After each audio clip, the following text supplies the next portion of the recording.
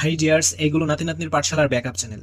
কোনো কারণে যদি মেইন চ্যানেলের সমস্যা দেখা দিই, তোমাদের সাথে যেন আবারও কানেক্ট হতে পারি, সেই জন্য এই চ্যানেলগুলো সাবস্ক্রাইব করে দিও। পরীক্ষার পরপরই এই চ্যানেলগুলোতে ভিডিও আপলোড হবে। সুপ্রিয় শিক্ষার্থীরা, এখন আমরা কাজ খ এইটার অ্যান্সার দেখব। জোড়ায় গঠন ও তথ্য সংগ্রহ। জোড়া গঠন করে সহপাঠীর কাছ থেকে সাক্ষাৎকারের মাধ্যমে তথ্য সংগ্রহের কাজটি করব। আমরা একে অন্যের কাছ থেকে তথ্য সংগ্রহ করব। প্রত্যেকে সাক্ষাৎকারের 20 মিনিট সময় নেব। ফলে দুটি সাক্ষাৎকার 40 মিনিটের মধ্যে শেষ করব। এজন্য আমরা সহপাঠীর কাছ থেকে অনুমতি নিব। শেষ করার পর নিচের সতীর্থ মূল্যায়নের খাতায় লিখে পূরণ করব। তো চলো এখন আমরা খ এর অ্যান্সারটা দেখে নিই।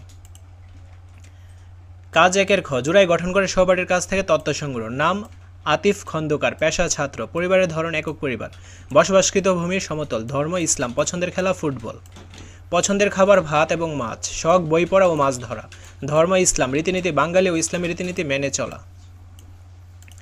তারপর কাজ গ, তথ্য সাজাই।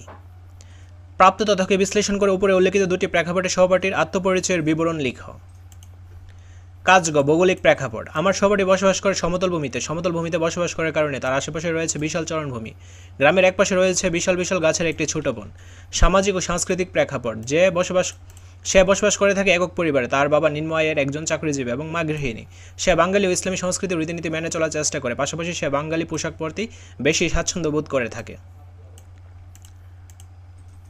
তারপর ঘ, সতীর্থ মূল্যায়ন। পুরো কাজ শেষে আমরা সহপাঠীর কাজের মূল্যায়ন করব। এজন্য নিচের ছকটি আমরা খাতায় তুলে কাজটি করব।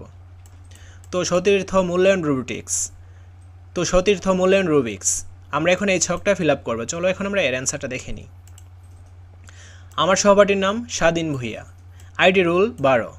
তো প্রথমটা হবে হা, দ্বিতীয়টা হা, তৃতীয়টা হা, চতুর্থটা না, পঞ্চম হা, ষষ্ঠ হা, সপ্তম হবে হা, অষ্টম হবে না।